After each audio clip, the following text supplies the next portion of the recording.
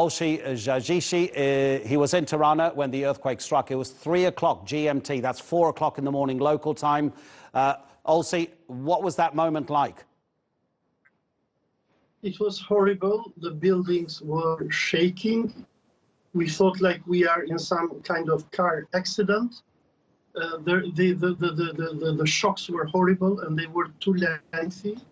We had another earthquake a few weeks ago, but it was nothing like this. And Albania have not seen such an earthquake since many and many years.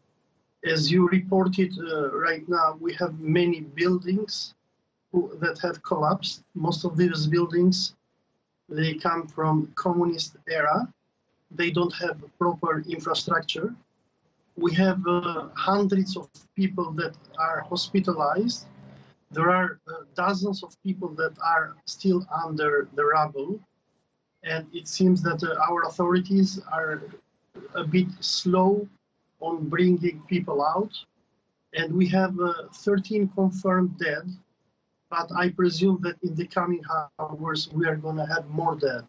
There is massive, infrastructure damage in Tirana, which is the capital of Albania. But Durrës is very much hit, and the village of Thuman, which sits between Kruja and Tirana. Olsi, it's quite clear that you are one of the lucky ones. I mean, it looks to me as if you're talking from a balcony which is a few floors up. So the building you're in is presumably strong enough to have survived the earthquake. How many people are still on the streets, too scared to go back into their homes? People now seems to have been, in a way, relaxed a bit, but during the night, from 3 midnight until 11 o'clock, we had most of the people outside. In the building where I am in, so far things are good.